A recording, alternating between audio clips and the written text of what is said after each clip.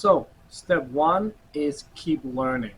So Corley found that 2 in 3 self-made millionaires, they were spending at least 2 hours per day learning something new. So this could be learning a new sport activity or doing an online course, just like you're doing right now. But the whole idea is to keep on learning because you have to keep growing. We have to keep up with everything that's happening. Obviously, we can see that when I grew up, the computer was just invented. Now we're into AI, right? So things are moving really, really, really fast. Elon is going to Mars soon. So, and self-driving cars. So everything is moving very, very fast. So the idea is that you have to keep learning to keep up with the changes in society. And if you're in a special field, you also have to keep educating yourself in that field to keep up with, evolution and what's happening in your area of business or study, what you're doing, right? So keep learning is very essential. But we could also say that, well, who should you learn from, right? So this is really when we're talking about a critical step to success, which is learning. Then, who should you listen to? Who should you learn from? And that's really, one area where you have to apply critical thinking. As I talked about, critical thinking is really important. It helps you discern, what is the right information, how do you analyze things, how do you make the right judgment, and then you get the result that is more successful, right? So critical, you have to think critical about who you listen to and what you learn, what you take in, because if you take in the wrong information, you're not going to be successful. But if you take in the right information and you make the right judgments, then you're going to be on the path to success. And I'll just here mention from my own experience. I think it's always easier to talk about your own experience. But I've been investing in stocks for quite a while. And I've always heard about crypto. I've heard about crypto for 8 or 10 years, but I was always like, this is some hype. This is something for nerds, developer, IT nerds. So I was like, this is really not for me. Right? I really don't understand it. But the last 5 years, the information has increased, and really, when you see some of the returns in crypto, you're like, wow, okay, this is really some interesting investment. So about 3 years ago, I decided, okay, let's try this, right? And as I tried it, I did my first crypto investments. Then I also started to educate myself about this space and what's actually going on. Obviously a lot of YouTube videos. You probably done a few yourself. But I was watching a lot of YouTube videos, a lot of articles online. I just basically try to get as much information as I could. And then what happened was, I put in actually quite a lot of money from my business, which I had.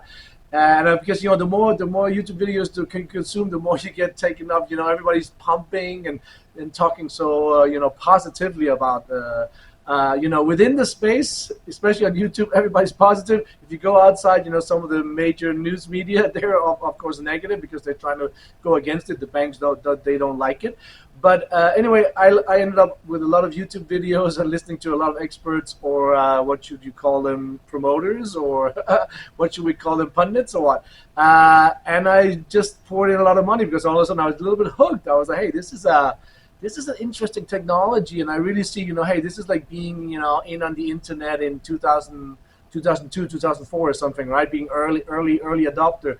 And then everything crashed, right? So, in November, December, everything crashed, and my investment, they went down to, I lost 95%. And I was like, whoa, okay, this is not fun. Okay, now I understand what they were warning you about, that crypto is very risky, right?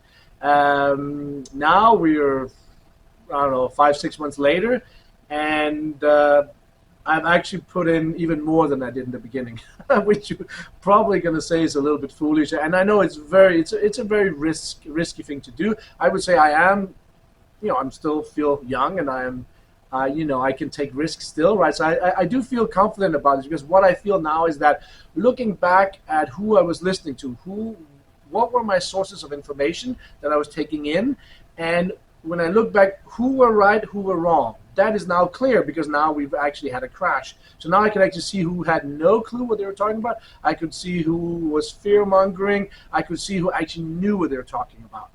And through that experience, now I've actually filtered out, and I now believe that after 3 years, I now finally feel confident to kind of understand the market well enough myself, and to be very critical about who I listen to. And with that information being critical about it, now I really feel that I can take my own decisions. So I actually came in and believed that I did buy the dip, which was about a month and a half ago. Bitcoin was all the way down to 15, 16,000. And I was, following the economy. I was kind of thinking, okay, how does this work? Recession. We have interest rates increased by the Fed. What does it mean when they pause? Pause is a signal, and that's actually what happened back there in at the end of February.